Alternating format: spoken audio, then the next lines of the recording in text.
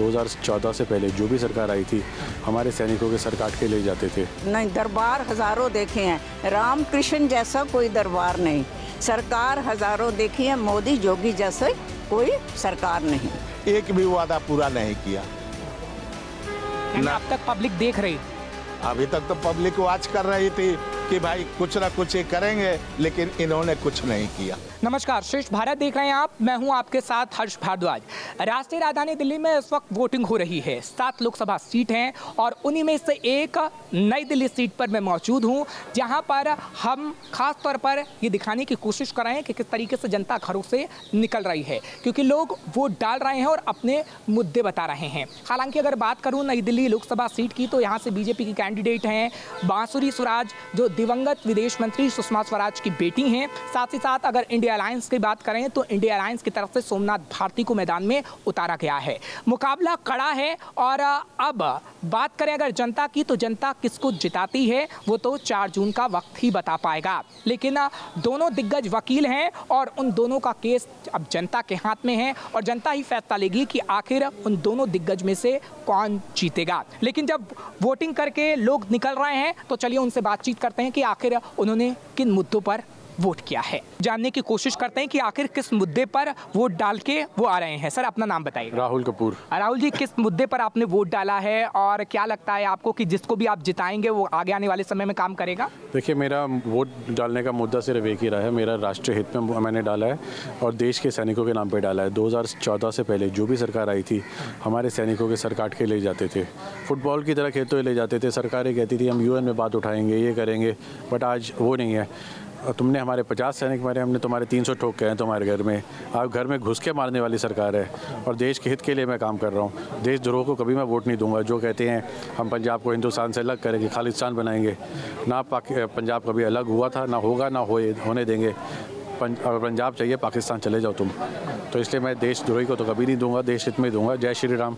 आप किस मुद्दे पर वोट दे के आई हैं? हम तो भाई सरकार को देनी है वोट। जो अच्छा काम करेंगे तो उनको ही देनी है। अच्छा, महिला सुरक्षा का एक बड़ा मुद्दा है। आप इतनी सीनियर हैं, महिलाओं की सुरक्षा ज़्यादा से ज़्यादा हो, क्या लगता है आपको ऐसा हो सकेगा? हाँ, ऐसा होएगा। अच्छा, जरूर होगा। आपकी बात तो जरूर होगा। बात जरूर होगा। हवा किसकी लग रही है आगे आने वाले समय में? मोदी की। दरबार हजारों देखे हैं, रामकृष्ण जैसा कोई दरबार नहीं। सरकार हजारों देखी है, मोदी जोगी जैसा कोई सरकार नहीं। कुछ और लोग हैं, उनसे भी हम बातचीत करेंगे और जानने की कोशिश करेंगे कि आखिर किस मुद्दे पर वो वोट डाल रहे हैं। सर, अपना नाम बताइएगा। प्रदीप कुमार। प्रदीप जी, किस मुद्दे पर आप वोट डाल रहे हैं? विकास पे। तो ये समझा जाए कि आप सिर्फ राष्ट्रहित के मुद्दे पर ही वोट दें? राष्ट्रहित के मुद्दे पर। राष्ट्रहित के मुद्दे पर कि जो देश सेवा करेगा उसे हम वोट देंगे। सेवा करेगा मोदी जी का। जय श्री राम। बस। सर, हाँ, 10 साल से इन्होंने सेवा की है, इतनी सेवा कर दी कि आज हम उसको बदलाव के लिए लड़ाई लड़ रहे हैं। हम लोकतंत्र और संविधान की रक्षा के लिए लड़ रहे हैं। देश का नौजवान रोजगार मांग रहा है। देश के लोग महंगाई से त्रस्त हैं। संविधान के साथ छेड़ा कांग्रेस ने। नेहरू से लेकर राजीव गांधी तक हमने चोरी की तो इनको डकैती का लाइसेंस दे दिया। ये डकैती डाल रहे हैं देश में। सब कुछ कांग्रेस ने किया 70 साल से इस देश में, लेकिन इनको 10 साल से डकैती का लाइसेंस मिल गया। डकैती आप करते रहे, भ्रष्टाचार आप करते रहे। 70 साल में आपने देश का बेड़ा गर्क कर दिया। सत्ता में 10 साल से सत्ता में, आज भी नेहरू जी को याद करते हैं, ये इंदिरा गांधी को याद करते हैं। संविधान खतरे में। उस लोकतंत्र को और संविधान को बचाने के लिए हम बदलाव की राजनीति चाहते हैं। लोकतंत्र कोई खतरे में नहीं है। ये मंच है, इनके पास कोई मुद्दे नहीं है, मुद्दा नहीं है इनके पास। ये बताओ कि खतरा है क्या? अरे हमारे पास मुद्दा नहीं है। 10 साल में 10 सांसद बदल दिए इन्होंने इस क्षेत्र से। इनके सांसद ने किया क्या? अपने भाइयों में, अपने परिवार में। चलिए ठीक है, ये आपसी बहस है, क्योंकि जो लोग वोट डाल रहे हैं वो बता रहे हैं कि किस मुद्दे पर ये लोग वोट डाल रहे हैं। तो लोग वोट डाल के आ रहे हैं और हम उनसे बातचीत कर रहे हैं। आप देख सकते हैं कि कितनी बुजुर्ग महिला हैं और उन्होंने वोट डाला है। आप अपने अंगुली का निशान दिखाएगा, आपने वोट डाला है जो। देखिए, ये वोट डाल के आ रही हैं। मुद्दा किस मुद्दे पर डाला है कि सब कुछ ठीक हो? 1 नंबर में। अच्छा। वो देश को 1 नंबर पे ला रहे हैं। अच्छा। वो बोल रही हैं कि मोदी जी बहुत अच्छे काम कर रहे हैं और हमारा देश बहुत आगे बढ़ा रहे हैं। लेडीज़ भी बहुत सुरक्षित हैं। हर चीज़ वो न्यूज़ भी देखती है, उनको पता है। अच्छा, आपके हिसाब से क्या खास तौर पर मुद्दा रहेगा? क्योंकि देखिए यहाँ 10 विधानसभा सीटें आती हैं इस लोकसभा क्षेत्र में, लेकिन आम आदमी पार्टी का वहाँ कब्जा है। लेकिन यहाँ पर जो भी कैंडिडेट जीतता है वो संसद में जाता है, उसी की सरकार बनती है। मीनाक्षी लेखी जी जीती थी पिछले बार तो सरकार बीजेपी की बनी थी, अब की बार बासुरी स्वराज बीजेपी से और सोमनाथ भारती आम आदमी पार्टी से हैं। मुद्दे क्या हैं, किस मुद्दे पर आप खास तौर पर वोट डाल रहे हैं? मुद्दा सर यही है कि देश को विकसित कर रहे हैं और देश आगे बढ़ रहा है और देश की महिलाएं सुरक्षित हैं और बेरोज़गारी भी धीरे धीरे ख़त्म हो रही है। मतलब हर चीज़ के लिए मोदी जी जो है बहुत कुछ सब अच्छा कर रहे हैं। मोदी जी हैं तो सब कुछ है। विपक्षी पार्टी तो कह रही है कि महिलाएं सुरक्षित नहीं है रात के अंधेरे में। सुरक्षित हैं, बिल्कुल सुरक्षित है। हाँ, तो यही आम जनता है। तस्वीरों में आप देख सकते हैं कि कितना छोटा बच्चा है और ये महिला छोटे से बच्चे को वोट करने लेकर आई हैं। इनसे बातचीत करेंगे। आप अपना नाम बताइएगा। चेतना। देखिए गर्मी बहुत पड़ रही है, लेकिन आप छोटे से बच्चे को लेकर वोट डालने आई हैं। किस मुद्दे पर आपने वोट डाला और कितना ज़रूरी वोट डालना है? हमने तो यही डाला कि सबका विकास हो, सबके लिए अच्छा हो। सबके लिए? हाँ जी। अच्छा, मुद्दे, हाँ, महिला सुरक्षा एक मुद्दा है हमारे देश में। हाँ जी, महिला सुरक्षा है, बाकी राजनीति है, बाकी उन्नति होनी चाहिए, स्कूलों में विकास होना चाहिए, अस्पतालों का विकास होना चाहिए, यही सब चाहते हैं। देखिए हर एक माँ अपने बच्चे के लिए चाहती है कि उसका अच्छे से विकास हो, अच्छा मिले बच्चे को, विद्या अच्छी मिले, पढ़ाई अच्छी मिले, यही चाहते हैं। तो आप अपने बच्चे के लिए भविष्य में चाहती हैं जो सरकार आए वो अच्छा करे? हाँ जी बिल्कुल। और आपने उन्हीं को ध्यान में रखते हुए वोट डाला? हाँ जी, हाँ जी। अभी जो गवर्नमेंट है वो ठीक करेगी?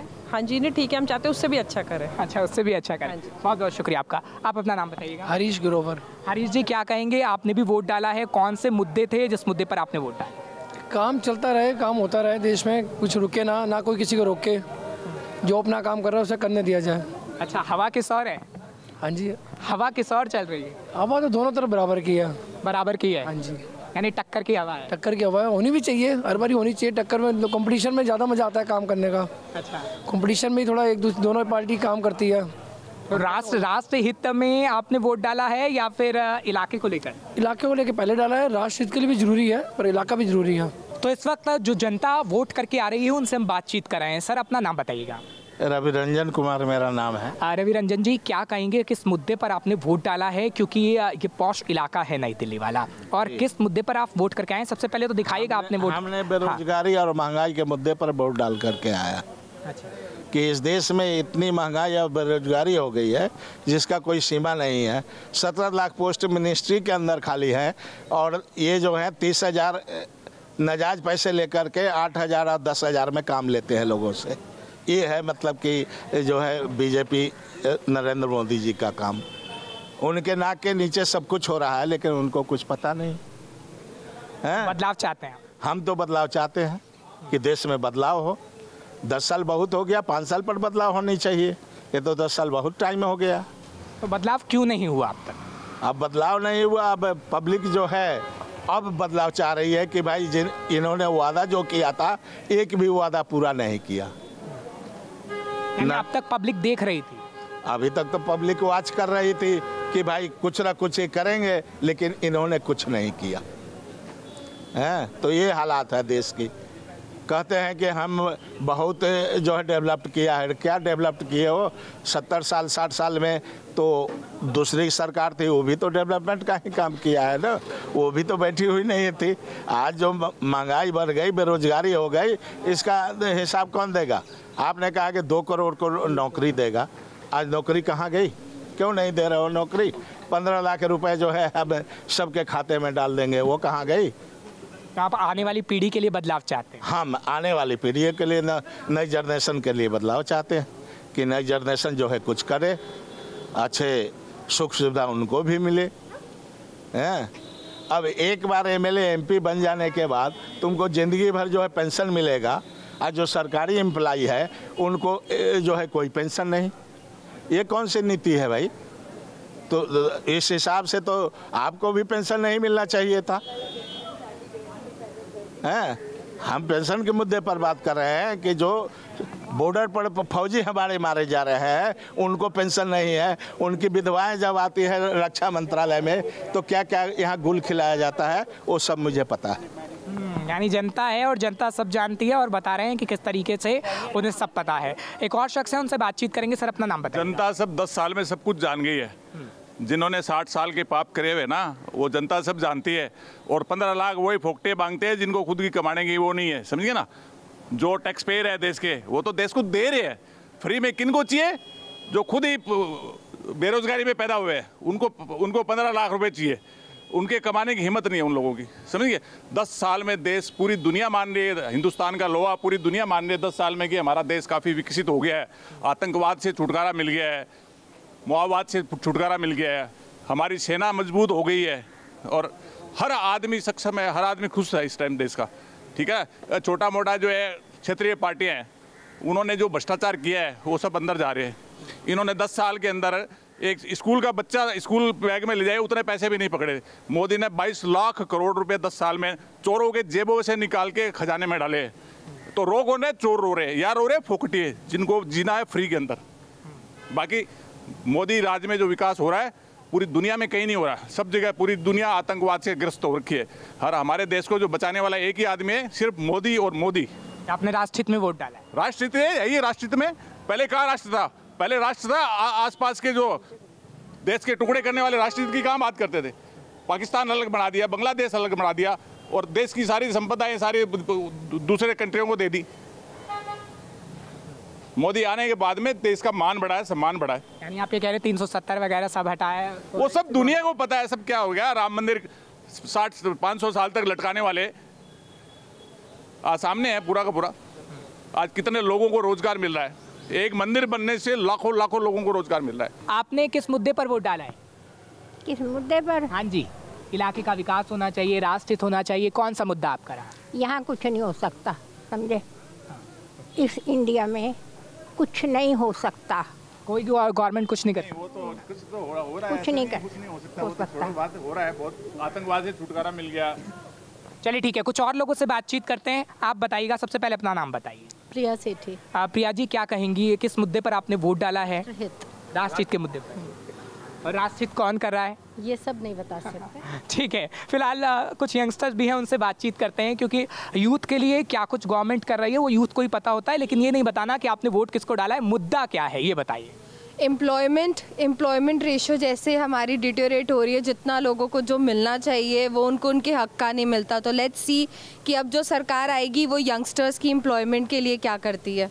ठीक है, तो अभी ये कहा जा रहा है कि यंगस्टर के लिए अभी गवर्नमेंट काम कर रही है और आत्मनिर्भर भारत के तहत काफ़ी सारी वैकेंसीज हैं, ऐसा आपको लगता है? वैकेंसीज तो हर टाइम निकलती है, जब इलेक्शन निकलता है 400-500 वैकेंसीज निकलती है, बट उसके पास एक पोस्ट के लिए आपको 5-6 साल रुपए फिर धक्का खाना पड़े तो उसका कोई फ़ायदा तो नहीं ना। चलिए ठीक है, आप अपना नाम बताएंगे? लक्ष्य सेठी। लक्ष्य जी, क्या कहेंगे? आप भी यंगस्टर हैं और यूथ बहुत कुछ सोचता है, क्योंकि यूथ आगे आने वाले समय के लिए सोचता है। आपने क्या सोचा है, किस मुद्दे पर वोट डाला है? सर मैं तो ड्राइव करता हूँ, तो मेरे को तो सड़कों का हाल देख के सबसे ज़्यादा परेशानी है। हर कोई फेस कर रहा है, मतलब आप जहाँ पे भी चले जाओ गलियाँ टूटी हुई हैं, बिल्कुल सड़कें टूटी हुई हैं। There is no proper road to drive the car and plus थोड़े इतनी कच्चा सीमेंट लगा रहे हैं, हल्का सी बारिश होती है पूरा मलबा बह जाता है और पानी जमा हो जाता है, बहुत प्रॉब्लम है। तो स्थानीय मुद्दे पे आप बातचीत कर रहे हैं। यहाँ पर आम आदमी पार्टी की गवर्नमेंट है। हाँ, 10 सीटों की बात करूँ नई दिल्ली में तो 10 विधानसभा सीटें आती हैं नई दिल्ली लोकसभा क्षेत्र के अंदर। तो यहाँ पे आम आदमी पार्टी की गवर्नमेंट है और केंद्र में सेंट्रल है। तो अब क्या बदलाव की बयार नज़र आ रही है आपको? उम्मीद तो है, देखो उम्मीद है, देखो। तो दिल्ली का तापमान इस वक्त काफ़ी बढ़ा हुआ है और इस बढ़ते तापमान के साथ साथ हम देख रहे हैं कि लोग घरों से निकल रहे हैं और वोटिंग कहीं ना कहीं करने के लिए जब जनता निकलती है तो वो तस्वीर भी नज़र आती है, जो श्रेष्ठ भारत ने आपको वो तस्वीर दिखाई है। हालांकि अपने अपने मुद्दे हैं और उन मुद्दों पर वोट डाला जा रहा है, लेकिन नई दिल्ली लोकसभा सीट पर सियासी पारा भी काफ़ी बढ़ा हुआ है, क्योंकि हम देख रहे हैं कि इस वक्त इंडिया अलायंस से सोमनाथ भारती हैं तो बीजेपी से बांसुरी स्वराज हैं। एक दूसरे पर आरोप लगाए जा रहे हैं और कहा जा रहा है कि जनता किसे पसंद कर रही है, लेकिन जनता 4 तारीख को बताएगी कि आखिर वो किसे पसंद कर रही है। और 4 तारीख को जब नतीजे आएंगे तो सबसे पहले श्रेष्ठ भारत आपको बताएगा कि आखिर जनता ने किसे पसंद किया है। कैमरा पर्सन विवेक भट्टाचार्य के साथ मैं हर्ष भारद्वाज, श्रेष्ठ भारत के लिए। श्रेष्ठ भारत पर खबरों से जुड़े रहने के लिए चैनल को सब्सक्राइब और लाइक करें, बेल आइकन दबाएं और देखते रहें श्रेष्ठ भारत।